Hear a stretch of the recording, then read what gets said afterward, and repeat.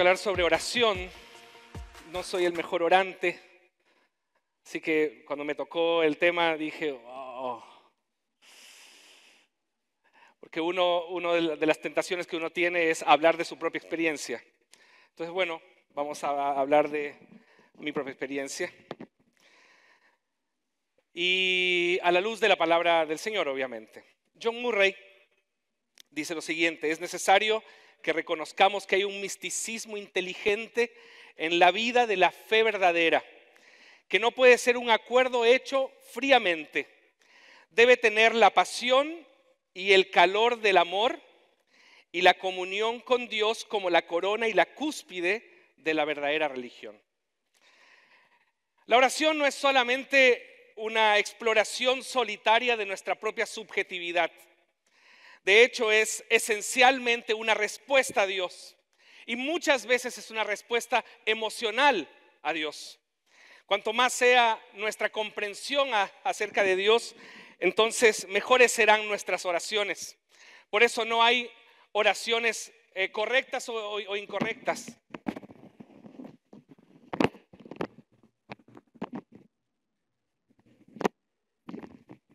La oreja del pastor Jonathan es muy grande, la dejo grande.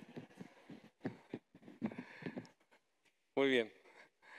Por eso no hay oraciones correctas o incorrectas. En verdad hay oraciones maduras o inmaduras y no por eso son incorrectas. Mis hijas, por ejemplo, oran de una manera en la que yo no espero que mi esposa ore. Mis hijas oran para que la pasen bien, para que el juego que van a jugar les vaya bien, o que el juguete que les van a regalar les guste, etc. Yo espero que mi esposa o yo oremos de manera distinta, porque nuestras oraciones ya son una respuesta de un Dios que conocemos más que nuestras hijas. Entonces, lo que es esencial en la oración no es que aprendamos a expresarnos, sino que aprendamos a responderle a Dios a partir de nuestra experiencia con Él. Entonces, quien no ora posiblemente no esté tratando a Dios como Dios. Quien no ora posiblemente es porque no lo está conociendo. Quien no ora es posiblemente porque no está recibiendo de la palabra el estímulo suficiente para responder a Dios. Entonces, no creo que debe haber una opción entre nuestra espiritualidad, o mejor, en nuestra espiritualidad, entre verdad y espíritu, entre doctrina y experiencia. De hecho, son parte de una misma cosa. Una cosa tiene que ser consecuencia de la otra. Un encuentro con Dios implica no solo las convicciones de la mente, sino los afectos de nuestro corazón. Por eso no solo somos llamados a abandonar nuestra forma muchas veces de orar a Dios de manera mecánica, porque nosotros necesitamos pedirle al Espíritu Santo que nos ayude a vivir nuestra teología. Si no hay nada de malo con que nosotros queramos ser cada vez más reformados o cada vez más bíblicos, pero eso tiene que redundar en una vida potente de oración. Si nuestra teología no nos lleva de rodillas todos los días delante de Dios, posiblemente esa teología es una teología mediocre, es una teología que no está cristocentrada, que no está colocando sus ojos en Dios, porque si nosotros colocamos nuestros ojos en Dios, entonces su gloria hace que yo no pueda permanecer impávido frente a semejante gloria. Si yo veo la gloria de Dios en la teología que yo estoy aprendiendo, entonces eso me va a llevar de rodillas delante de Él. Entonces ahí es donde Jesús nos confronta, nos desafía y nos coloca algo que el pastor Jonathan también estaba diciendo, y dice Mateo 6:6, que es el texto que yo voy a basar este mensaje: mas tú cuando ores, entra en tu aposento y cerrada la puerta, ora a tu Padre que está en secreto, y tu Padre que ve en lo secreto te recompensará en público. ¿Cuál es el problema de nuestra espiritualidad? Es que si damos prioridad a la vida exterior, nuestra vida interior será sombría, nuestra vida interior será aterradora.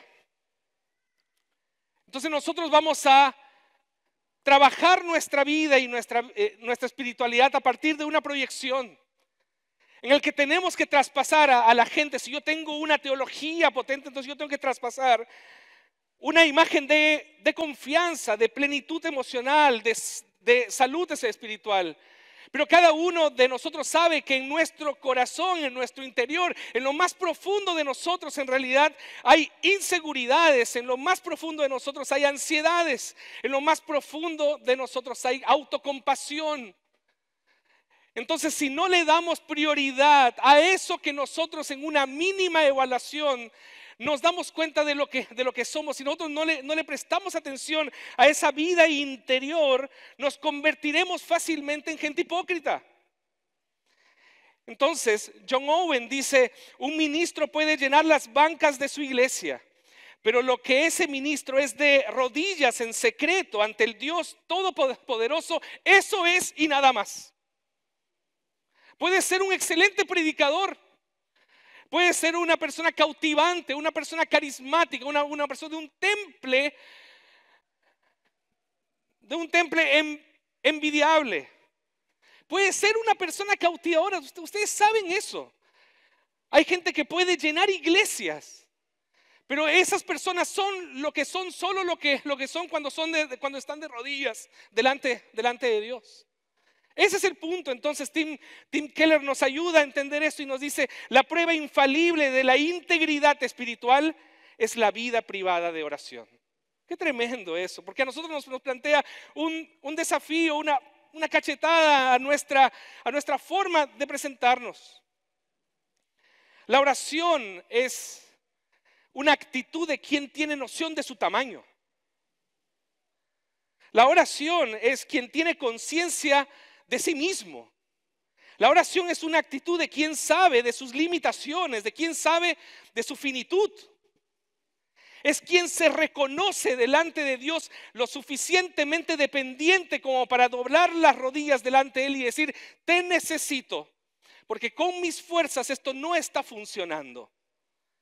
Entonces, por medio de la oración y principalmente por la palabra, nosotros nos comenzamos a conocer.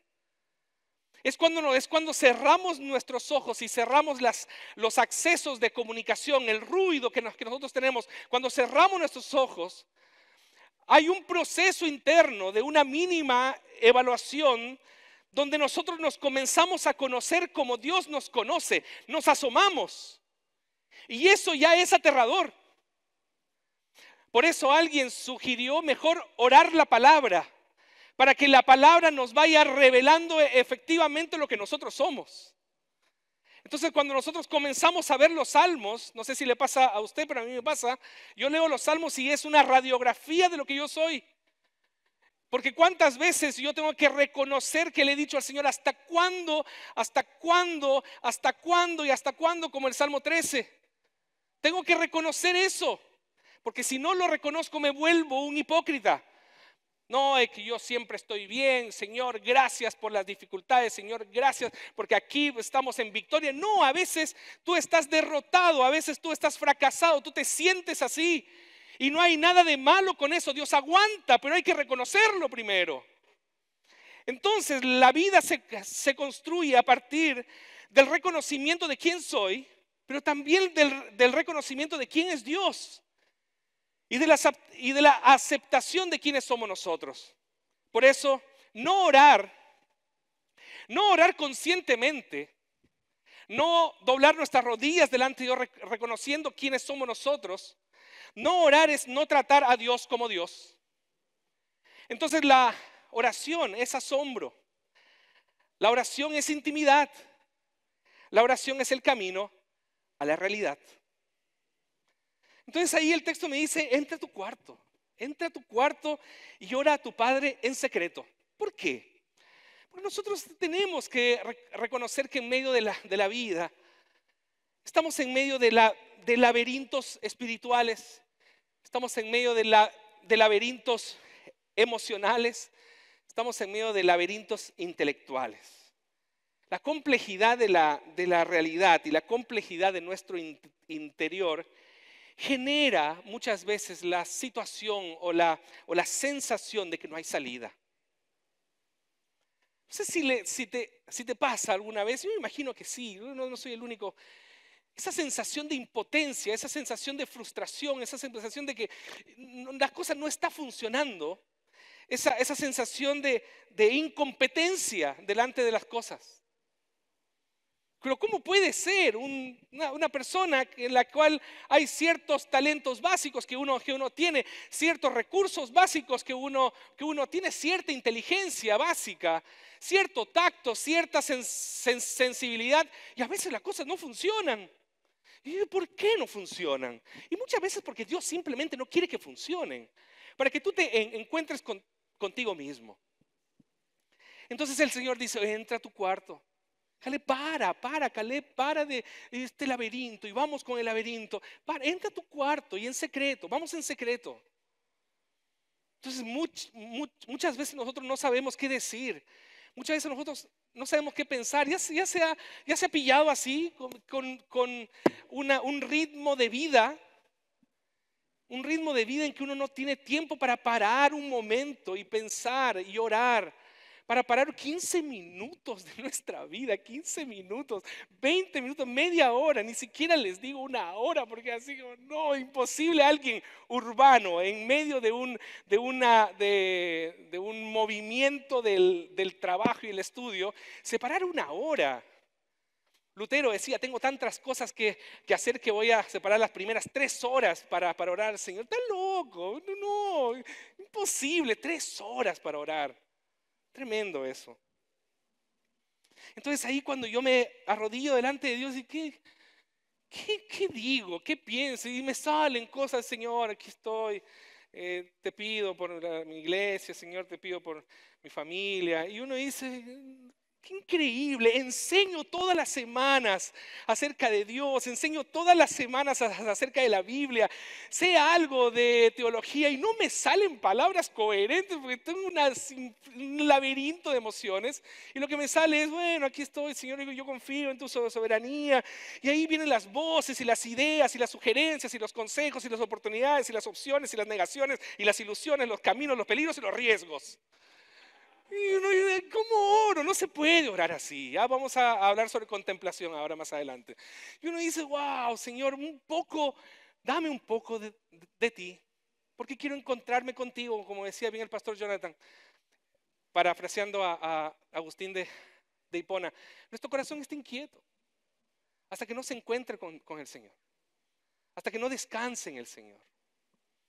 Entonces ahí entrar en un cuarto, cerrar la puerta, cerrar los ojos, crea una realidad y crea una intimidad muy particular. Cerramos los accesos de comunicación, pero abrimos una puerta a la experiencia con Dios. Entonces yo quería entender, la Biblia se explica por la Biblia misma, quería entender por qué Jesús utiliza esta idea de lugar, un cuarto pequeño en secreto. ¿Qué pasa ahí? ¿Qué pasa ahí? Entonces me fui a Números 1:1. Sí, búsquelo. Números 1:1. Yo quiero entender esta dinámica. ¿Por qué, Señor? ¿Por qué entro a mi cuarto en secreto? Números 1:1. Mientras lo busca, voy a buscar agua.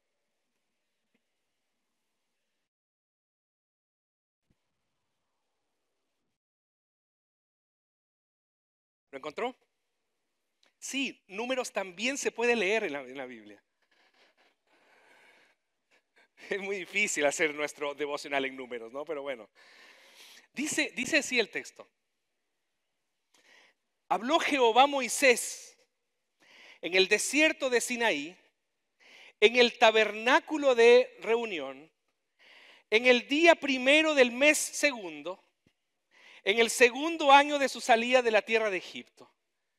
Yo dije que no puede ser. Y lo volví a leer por las dudas. Ya le explico por qué.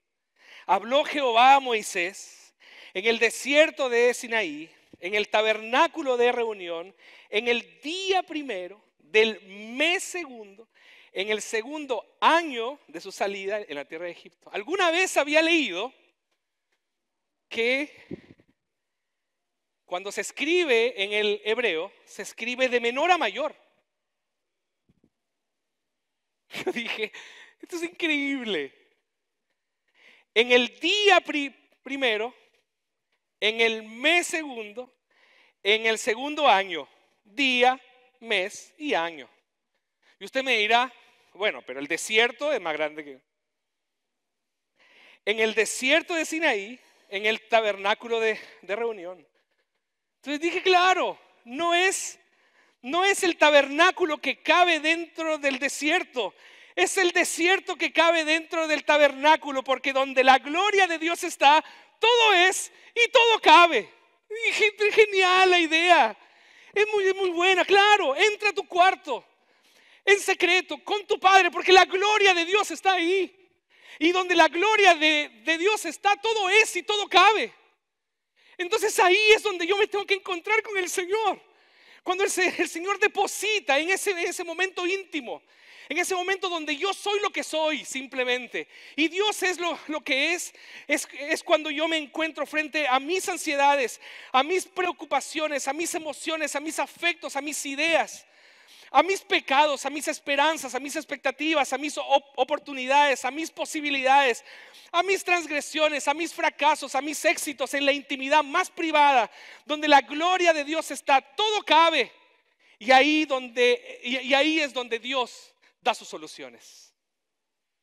Es ahí de rodillas donde yo me doy cuenta de que Dios es soberano.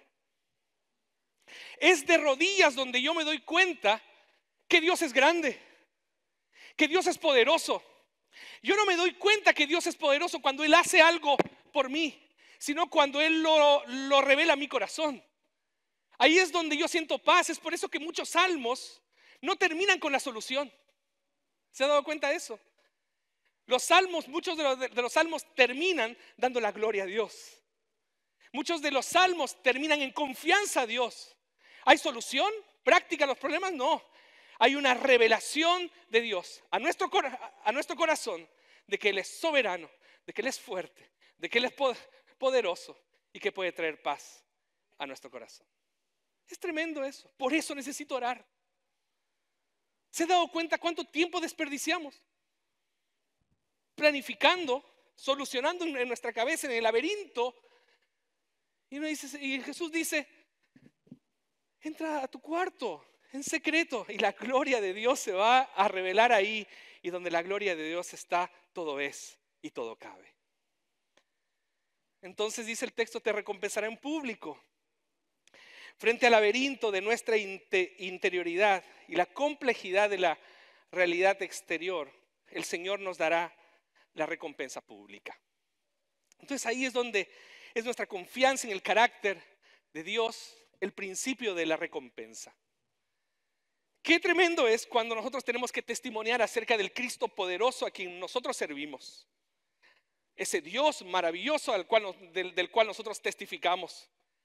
Pero qué triste es cuando nosotros testificamos eso, pero nuestra vida se revela ansiosa. Cuando nuestra vida se revela angustiada. Cuando nuestra vida se revela con miedo. Entonces ahí es donde dice, si tú estás en secreto con tu Padre, el Señor te va a recompensar en público. ¿Cómo? La oración es el acto de quien confía en el carácter de Dios y lo muestra después en una vida, aun cuando la respuesta todavía no viene. Entonces, la oración no es un recurso para convencer a Dios. La oración no es un recurso para que Dios haga o responda a nuestra necesidad. Porque el mismo texto dice, más adelante o más atrás, dice, Dios ya sabe la necesidad que tú tienes. Entonces, es la rendición de nuestra voluntad a la voluntad de Dios. La oración tiene que ver con rendición. Es por eso que la teología reformada dice que la oración es un medio de gracia. Porque es justamente lo que nosotros necesitamos, es lo que Dios nos da a través de la oración. ¿Qué es lo que tú necesitas? ¿Necesitas paz? Necesitas estar delante de la gloria de Dios. ¿Qué es lo que tú necesitas? Necesitas paciencia, necesitas estar delante de la gloria de Dios. ¿Qué es lo que necesitas tú? Necesitas esperanza, necesitas estar delante de la gloria de Dios. Si nosotros estamos delante de la gloria de Dios, somos más que vencedores. Es tremenda esa fuerza revelacional en nuestro corazón. Hace que nosotros salgamos, y muchas veces te ha pasado a ti y me ha pasado a mí. Después de estar de rodillas delante de Dios, nos levantamos y algo extraño pasa en nuestro corazón que se llama paz. Aún Dios no nos ha respondido, pero tenemos paz, sabiendo de que Dios tiene una respuesta y un propósito para nosotros. Por eso, Isaías dice que los que esperan en el Señor les dará alas como las águilas, ¿cierto? Y esas alas como las águilas no es para volar, sino justamente para ver lo que Dios está viendo. Nuestra visión es localista, doméstica, pero la visión de Dios es universal. Cuando nosotros oramos, Dios nos invita a ver lo que Él está viendo, para que nosotros podamos sentir paz. Entonces, Teófano dice, no tengo idea quién es Teófano, pero dice, orar, que lo encontré en un libro, bueno, orar es descender de la cabeza al corazón y permanecer ahí delante del rostro de un Dios omnipresente y omnividente. Y otra vez Keller nos ayuda en su libro de la oración. La oración hace que sea más seguro para Dios darnos muchas de las cosas que más deseamos. La oración hace que sea más seguro para Dios darnos muchas de las cosas que más deseamos. Muy bien, entonces, vuelvo al inicio. Toda oración es respuesta a Dios. Cuanto más conozcamos a Dios, mejor será nuestra respuesta de oración. Cuanto más clara sea nuestra comprensión de quién es Dios, mejores serán nuestras oraciones. Lo que es esencial en la oración no es que aprendamos a expresarnos. Lo importante en la oración es que aprendamos a responderle a Dios. No oras lo suficiente, posiblemente no conozcas a Dios lo suficiente. Eso es para mí, ¿ya? Eso es para mí. Si yo no oro lo suficiente, posiblemente yo no conozco a Dios lo suficiente. Entonces, 3 cosas le quiero dejar, o te quiero dejar, para que le des una vuelta. Que la oración es una respuesta a Dios frente a nuestra necesidad de Él. Es el reconocimiento de nosotros y el reconocimiento de quién es Dios. Primera cosa. La segunda cosa, que es nuestro anhelo por su gloria. Y yo encuentro su gloria en mi cuarto, en secreto, con el Señor. Ahí es donde la gloria está, todo es y todo cabe. Y lo tercero, que nuestra respuesta en la oración está de acuerdo a nuestro conocimiento de Él. Cuanto más conoces, más vas a orar. Y cuanto mejor conoces, mejor vas a orar. Que el Señor te ayude en esta disciplina espiritual que tanto necesitamos. Oremos. Gracias, Señor, te damos por darnos la bendición de saber que cuando nosotros doblamos nuestras rodillas, cuando nosotros nos encerramos en nuestra pieza, en secreto delante de ti, todo el laberinto de emociones, todo el laberinto de sensaciones y sentimientos, Señor, están delante de ti. Pero gracias, Señor, porque ahí se revela quiénes nosotros somos, ahí se revela quién eres tú, y donde la gloria de Dios está, todo es y todo cabe. Gracias, Señor, porque a partir de ahí nosotros nos salimos de ese lugar de la misma forma que entramos. Gracias, Señor, porque ahí tú derramas tu gracia especial en nuestras vidas y nos convences de que tu voluntad es la mejor para nosotros, nos convences que tú eres poderoso, nos convences que tú eres soberano. Y gracias, Señor, por la paz que tú regalas a nuestros corazones cuando salimos de ahí. Gracias, Señor, por el gozo que tú regalas a nuestros corazones cuando salimos de ahí. Gracias, Señor. Queremos, Señor, hoy comprometernos delante de ti a conocerte más para orar más, a conocerte mejor para orar mejor. Ayúdanos, Señor, a esta disciplina necesaria para nosotros. Perdónanos, Señor, si nosotros no hemos orado lo suficiente, no hemos entregado nuestra vida lo suficiente. Gracias por amarnos a pesar de eso. Gracias, Señor, en el nombre de Jesús. Amén.